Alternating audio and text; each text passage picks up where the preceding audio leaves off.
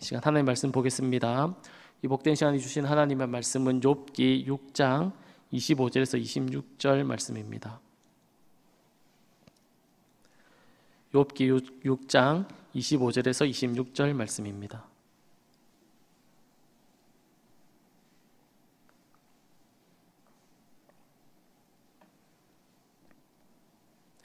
욥기 6장 25절에서 26절 말씀입니다. 지혜로운 입술이라는 제목으로 말씀 받겠습니다.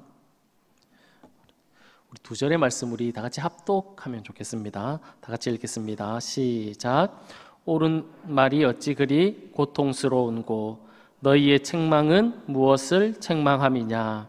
너희가 남의 말을 꾸짖을 생각을 하나 실망한 자의 말은 바람에 날아가느니라. 아멘. 할아버지와 할머니가 나들이를 가게 되었습니다.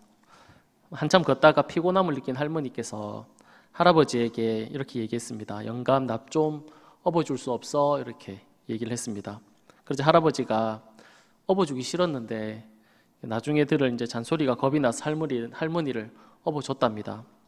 업혀가던 할머니께서 조금 미안했는지 할아버지한테 나 무겁지? 이렇게 얘기를 했습니다. 그러자 할아버지가 당연히 무겁지 라고 이렇게 퉁명스럽게 대답을 했습니다. 그래서 할머니가 왜 내가 무거워? 이렇게 물어보자 할아버지가 이렇게 대답을 했습니다. 머리는 돌이고 얼굴은 철판이고 간은 부었으니까 그렇지. 이렇게 할아버지가 할머니에게 그렇게 이야기를 했다고 합니다.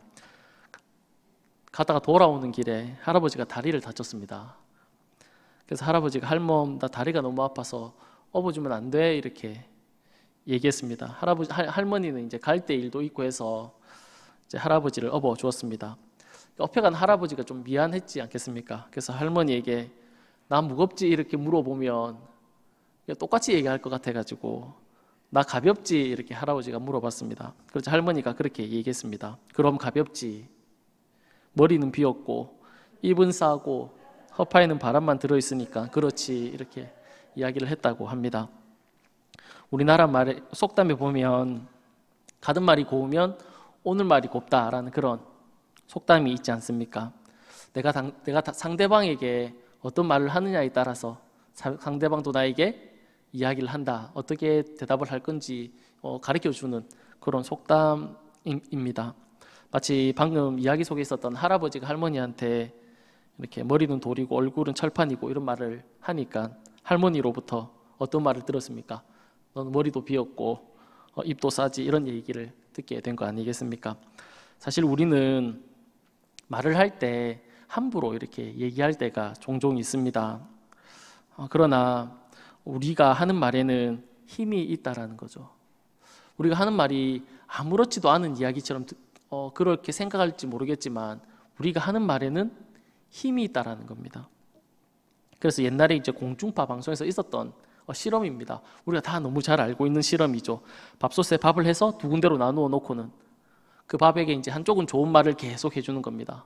그리고 다른 쪽 밥에는 안 좋은 말을 계속했습니다. 결과가 어떻게 되었을까요? 좋지 않은 밥과 안 좋은 밥 똑같은 상황에서 똑같이 만들어진 밥인데 어떤 말을 듣느냐 그 결과에 따라서 좋은 말을 했던 밥은 그래도 좀 괜찮은데 안 좋은 말을 했던 밥은 이렇게 다 썩어버리는 그런 결과를 주는 그런 실험을 우리가 다 알고 있습니다. 이 실험이 의미하는 바가 무엇이겠습니까? 우리가 하는 말에는 힘이 있다라는 것입니다. 우리의 삶에서도 말이 힘이 있다라는 것을 경험하면서 우리가 살아가지 않습니까? 누군가 나에게 속상하게 하려는 의도는 없었지만 우리가 그 말을 딱 들었을 때 속이 상하게 되면 우리가 속이 상해서 몇 달 며칠 동안 끙끙 앓았던 적이 혹시 계시지 않습니까? 그 사람은 아무 생각 없이 아무 의미 없이 그냥 던진 말인데 그 말이 또 내 마음에 탁 박혀가지고 우리 마음에 박혀가지고 우리를 힘들게 했던 그런 경험들이 다 있을 거라고 생각이 됩니다. 말은 보이지 않고 우리가 이렇게 피부로 충격을 느끼지 못하지만 그 말에는 힘이 있다라는 것을 우리가 알 수 있습니다. 오늘 우리가 읽은 본문을 보면 욥이 했던 고백이거든요. 욥이 했던 고백인데 이 욥이라는 사람은 하나님이 사탄 앞에서 칭찬할 만큼 너 욥 같은 사람을 보았느냐라고 얘기할 만큼 그렇게 인정했던 괜찮은 신앙인이었습니다. 그런 욥이 하루아침에 어떻게 되었냐면 잘 알고 있다시피 자신이 평생 모았던 재산들이 다 날아갔습니다. 애지중지 키웠던 자녀들을 다 잃어버렸습니다. 거기에다가 이제 피부에 이상이 생겨서 너무 간지러워서 기와장을 깨서 긁어야만 하는 그런 상황이 된 것입니다. 그런 사람에게 무엇이 필요할까요? 이제는 좀 잠잠해졌으면 좋겠는데 코로나로 전 세계가 다 힘들어 하지 않았습니까? 처음에 코로나에 걸리면 우리가 코로나에 걸렸다고 말을 할 수 있었습니까? 못했습니까? 말을 못했습니다. 다른 사람이 알까봐 쉬쉬했던 그런 시간들이 우리에게 있지 않습니까? 왜 코로나에 걸렸는데 코로나에 걸렸다라고 말을 하지 못합니까? 우리가 감기에 걸리면 다른 사람에게 나 감기 걸렸어 라고 그렇게 이야기할 수 있습니다. 그런데 왜 코로나에 걸리면 코로나에 걸렸다라고 그렇게 말을 하지 못했습니까? 다른 사람의 시선이 겁이 나거든요. 다른 사람이 코로나에 걸린 나 자신에 대해서 어떻게 말할지 두려운 겁니다. 그래서 말을 못하는 그런 상황을 우리가 다 겪지 않았습니까? 지금 욥은 자신의 모든 것을 다 잃어버린 그런 상태입니다. 그런 상태에서 친구들이 와서 이런저런 이야기들을 던졌습니다. 그 말을 들었던 욥이 오늘 본문에서 무엇이라고 고백하고 있냐면 25절, 26절 말씀 우리가 다시 한 번 더 읽었으면 좋겠습니다. 시작. 옳은 말이 어찌 그리 고통스러운고 너희의 책망은 무엇을 책망함이냐 너희가 남의 말을 꾸짖을 생각을 하나 실망한 자의 말은 바람에 날아가느니라. 아멘. 욥의 친구들이 욥에게 어떤 말을 했다라고 본문이 말씀하고 있냐면 옳은 말을 했다 그렇게 고백을 하고 있습니다.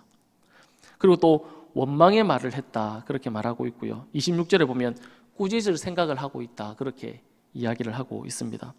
욥의 친구들이 욥에게 했던 말은 옳은 말, 책망의 말, 꾸짖는 말 그런 말을 했는데 이런 말을 듣던 욥의 심정이 어떻다라고 고백하고 있냐면 어찌 그리 고통스러운고 너무 고통스럽다 그렇게 욥이 이야기를 하고 있다라는 겁니다. 이 고통스럽다라는 말의 의미를 찾아보면 맵다, 쓰라리다, 슬프다, 강력하다라는 그런 의미가 있다는데 친구들은 욥에게 이런 옳은 말을 할 때 자기 딴에는 그 친구라고 충고를 했는데 그 말을 듣던 욥의 마음은 욥의 심정은 너무너무 고통스러웠다 그렇게 본문이 말씀하고 있습니다.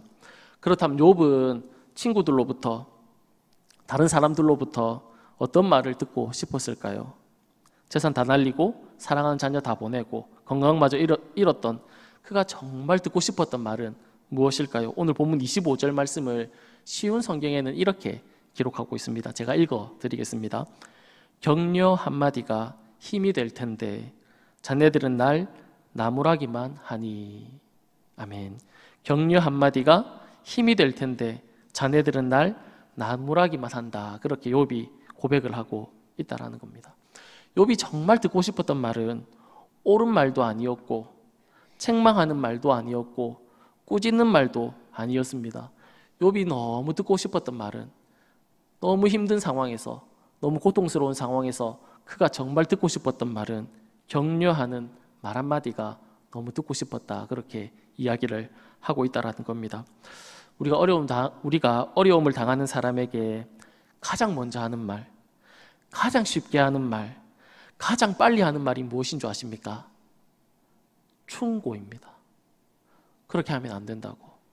이렇게 해야 된다고. 너가 그렇게 했기 때문에 이렇게 되었다라는 이런 충고들을 우리가 너무 쉽게, 너무 빨리 우리가 다른 사람에게 이야기를 한다라는 것입니다. 그런데 그 충고의 말이 오늘 본문에서 욥의 마음을 너무너무 아프게 했다. 그렇게 말씀하고 있는 겁니다. 잠언 20장 15절에 보면 이렇게 기록하고 있습니다.